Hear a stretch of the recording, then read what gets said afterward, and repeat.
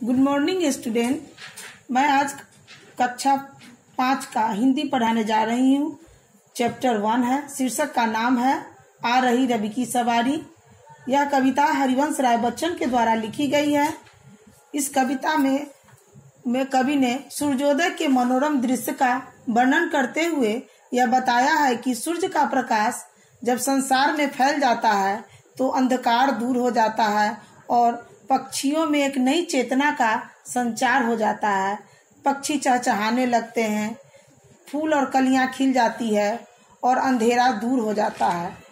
यह परिवर्तन सिर्फ पक्षी में ही नहीं होती है, फूल और कलियों में भी हो जाती है। कलियां खिल जाती है और फूल बन जाते हैं। मनुष्य के भी जीवन में परिवर्तन आ जाता है कि उसमें भी स्फूर्ति आ जाती है, मनुष्य में भी फुर्ती आ जाती है, वह अपने दिनचर्या में लग जाता है। इस कविता के माध्यम से कवि हम लोगों को यह दर्शाते हैं कि हमें प्रातःकाल सवेरे उठकर अपने दिनचर्या को भी पूरा करना चाहिए। अब आइए हम लोग इस कविता को पढ़ते हैं। कविता में दिया गया है, नव किरण का रथ सजा है, कली कुसुम से पथ सजा है।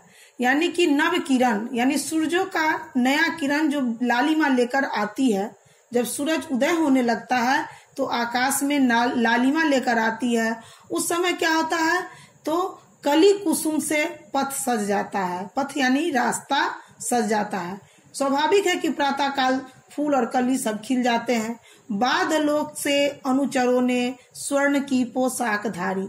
कभी इस कविता में कल्पना करते हैं कि बादल जो है वह अनुचर यानी उसके पीछे पीछे चलता है और सूर्य जो है वह स्वर्ण का पोशाक धारण किए हुआ है। यानी कि सूर्य का जो चमकता हुआ किरण जो है वह स्वर्ण के पोशाक के समान लग रहा है और वह धारण किए हुए हैं और इस तरह से रवि की सवारी आ रही है। बिहग पंछी बिहग बंदी और चारण गा रहे हैं कीर्ति गायन। यानी पशु पक्षी भी क्या उसकी कीर्ति का गुणगान कर रहे हैं। सूर्य के कीर्ति का गुणगान कर रहे हैं, उनकी बड़ाई कर रहे हैं। छोड़कर मैदान भागी तारकों की फौज सारी। यानी जब सूर्य का आगमन होता है, जब उसका किरण फैल जाता है तो तारा जो होते हैं, चांद तारे सभी मैदान छोड़कर यानी आसमान को छोड़कर भाग जाते हैं। और जब रवि की सवारी आती है, आ रही रवि की सवारी। अब चाहता उछलू विजय कर, सूर्य बोल रहे हैं कि चाहता उछलू विजय कर पर ठिठकता देख कर यह रात का राजा खड़ा है राह में बनकर भिखारी, आ रही रवि की सवारी। यानी सूर्य के मन में होता है कि मैं अपनी विजय पर हंसूं, लेकिन यह देखकर वह थोड़ी देर के लिए रुक जाता है कि किस तरह से रात का राजा यानी चांद और तारा वह किस तरह भिखारी के रूप में सामने खड़ा है, क्योंकि उसके अस्त का समय हो चुका है, इसलिए वह भिखारी के रूप में हमारे सामने खड़ा है। यह देखकर सूर्य भी थोड़ी देर के लिए ठिठक जाते हैं।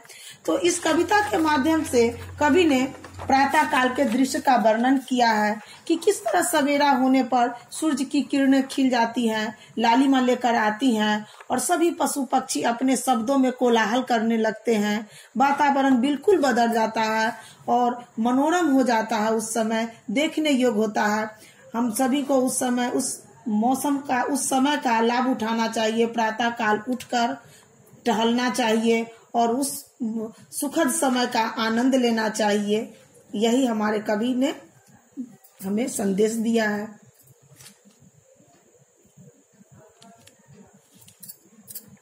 आगे पेज में देखिए, आगे पेज में कुछ शब्द का अर्थ दिए गए हैं। उन शब्दों को आप लोग याद करेंगे। वर्ड मीनिंग जो दिया गया है श्रुति लेख है और यहाँ हमने क्वेश्चन आंसर भी कर दिया है। एक पेज में क्वेश्चन आंसर करके यहाँ जो दिया गया है पेज में यहाँ जो क्वेश्चन आंसर दिया गया है, निम्नलिखित प्रश्नों के उत्तर दीजिए। उसका उत्तर एक पेज में करके हम भेज रहे हैं, उसको नोटबुक में आप लोग नोट कर लीजिएगा। और बाकी जितने भी हैं कविता के निम्नलिखित शब्दों को समान तुक वाले शब्द छाट कर लिखे। यहाँ ये भी सॉल्व किया गया है। कविता की पंक्ति को भी पूर्ण किया गया है। निम्नलिखित शब्दों को वर्ण विच्छेद भी करके दिया गया है। निम्नलिखित शब्दों के पर्यायवाची शब्द को भी सॉल्व किया गया है। और यहाँ पूरे जितने भी थे सबको सॉल्व कर दिए हैं। आप लोग अपने नोटबुक में इसको फेयर करेंगे ताकि स्कूल आने पर इसको हम लोग देख लेंगे। धन्यवाद।